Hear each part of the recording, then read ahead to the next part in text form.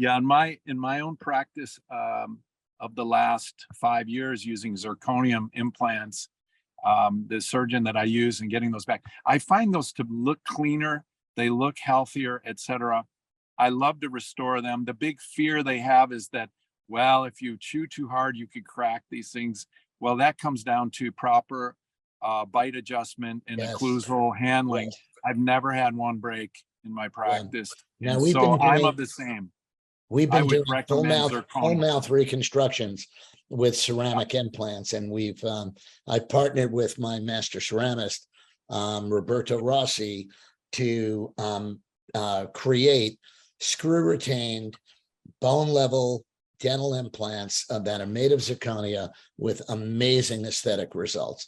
So it is possible, but I totally agree with you. You need 3 things to be a good dentist. You need a good head, good hands, and a good heart. Those are 3 H's. Yeah, right. So, That's great. so what about, so assume you don't want to get a root canal. What are your options? And tell us again, are implants always okay? And what are the right type? You started that, but Yeah. go again. I think I want to go back to what Paul said, which was that there's now advances in endodontic therapy and root canal therapy utilizing, I think every endodontist should utilize laser and ozone and a laser, because you can do a greater disinfection. The only thing that I would caution is that anything dead in the human body will break down, including your tooth. We used to think the teeth are like these inner things. That was endodontic therapy. Goes back to the Egyptians, and the Mayans did endo too, the Mayan tribes. So anything in the human body will break down and necrose. There is a lymphatic system, a circulatory system, a nervous system, and a skeletal system in a tooth. A tooth is a living, breathing organ. Right. It's not this inner thing that you can hollow it out like you're doing taxonomy. Yeah, it's not a horn. With a bird. Yeah. Right. It just doesn't work. And the original root canal, they even used something called Sargenti paste. You probably remember, Paul. It had formaldehyde. Yeah. They were putting formaldehyde. They were embalming the tooth in the human body. People got very sick from that, and very quickly that became banned. That material was banned by the government. So, and back in Weston Price time, they used to fill it with what's called silver points. They were a little bbit malleable, and they would put them down along the main canal with some cement and everything. And they were leaking all the time, completely leaking. But I think it would be interesting research to see, even with a dead tooth, is it going to, with those proper protocols, BioLase, ozone, gentle wave that actually acts like a vacuum. Gentle wave sucks the debris out of that main canal instead of packing it laterally. Will those things, short-term solve things until we get even more biological with the implants? The zirconia ones are looking good. So it's a decision that the patients have to do a little of their own soul searching on as well. Wouldn't you agree? Yeah, no, I couldn't agree more. And I always give patients, just for the record, we are required by our license to give patients alternatives to care, just like you were asking, Steve. What are the alternatives if the patient doesn't want a root canal? And I will always tell the patient, here's the science on this, here's the science on this. You have to make the decision. If you want a root canal, we can send you to one of the best endodontists in our community who is using a laser and ozone, and they can perform that. I don't perform root canals in my practice because I think root canal at best is a temporary procedure at this stage of the game. In the future, I see pulpal regeneration with stem cells and things like that as the future of endodontics. And I've really been trying to stay on top of the research that's emerging in that area, because dentists are in the business of saving teeth. Okay, we're not in the business of taking teeth out.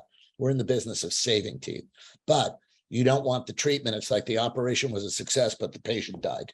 Okay, you don't want that as well. So the alternatives that you asked, Steve, are a dental implant, and we could talk about implants if you have questions, but ceramic implants have far more benefits over metal implants. And really, the studies that are emerging right now on endotoxin production, corrosion of titanium, and because saliva is actually a weak electrolyte. It's almost like a battery to anything you put metal in, especially titanium. There was a study July 21, 2021, that was done that found distribution of the titanium particles from dental implants found in the liver, the kidneys, and the lungs. So we are starting to see, we're seeing 5G causing titanium implants to heat up in the jaw. That's a study from Germany. And we're seeing other studies that metal implants block energy flow. They block meridians, and just like a root canal does, and a cavitation does. So these are the kinds of things that we start to think about, because we are energetic beings. And this is not, I remember when I did a program at Harvard Medical School in complementary and alternative medicine, and they put up the tooth organ relationship chart. And it looked like voodoo.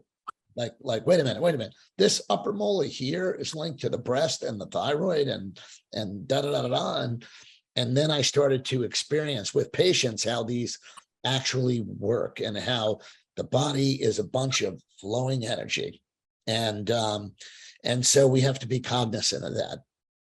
Yeah, and I've on those meridian charts, I've heard that some research has been done too, where they can flow tracers from the tooth and let it flow outward, and then they can scan it later, and they found it would go right where they said it would go. It's pretty amazing, and so more research, I think, needs to be done with that. But Jerry, you probably know one of the main fields that I do is biomimetic dentistry, and so that's an emerging field where we're rebuilding the teeth in layers and sculpting it. So if a person comes in and they have deep decay, it used to be just like children with wisdom teeth. We go, oh, well, it's going to be a problem in the future. Might as well take it out now. Dentists are trained, oh, well, it's close to the nerve. We might as well just do a root canal, because they're only thinking of the tooth itself. They're not thinking of the overall body system. So now a big paradigm shift, as you know, Jerry, as well, is that if we clean the periphery out, and we use the little dyes to tell us that we've removed all the decay, if we clean that periphery out and that tooth tests alive with cold testing, we can leave a fair amount of decay. We don't want to leave the infected decay there, but we can leave some of the residual decay there and seal over that, and the body will heal it and remineralize it. So thereby, for example, I had a patient 4 years ago, came in, and she had rampant decay through her whole mouth. And she was told by one dentist she needed 9 root canals. Another one said 12. I tested the teeth. They were all vital. I said, well, let's just see how we do. And it's been 4 years, no root canals, and we restored all of her teeth.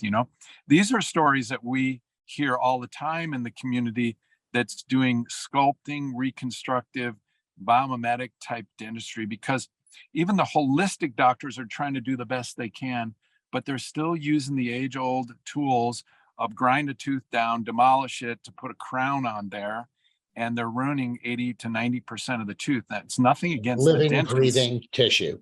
Living, breathing tissue. It's nothing against the dentist. This is what we're taught, and they believe they're doing the best they can, but they're on a learning curve. They just need to inch up a little bit higher, and they'll see there's much better, more viable ways, because a crown has a 33% chance that the tooth will need a root, or the tooth will die within 10 years. And that's just abysmal. And we don't want that to be happening. It might happen in the 9th year. So it's disrelated, and we don't really see it as dentists. We go, oh, well, we did the best we can. And they did. But now we can rebuild teeth in layers and minimally invasively. And that's good news for your audience, because there's hope out there for people that are being told they need root canals. If that thing's not abscess and it tests alive, there's a good chance they don't need a root canal. Amen. And the conservation of tooth structure has been a guiding principle. I've been practicing biomimetically for, I have my 40th anniversary of being a dentist in 2 weeks. 2 weeks. I graduated June 2nd, 1983. Wow. All right. You So, got me beat by 1 year. You're looking good. Thank you. You too. Thank Steve, you. I know you got a lot of questions. We're giving very long answers, and I'm sorry. Yeah.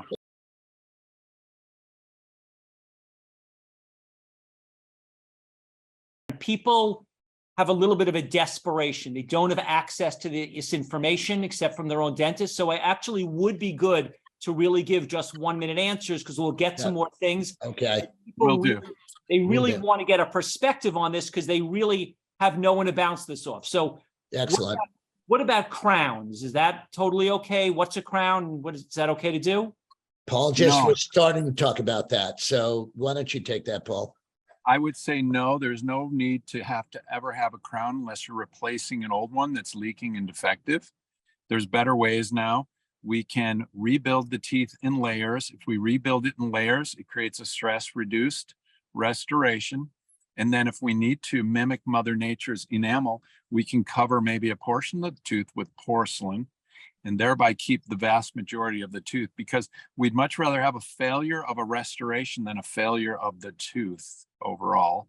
And that's how that design is done. So that's all about your audience can read up on biomimetic dentistry.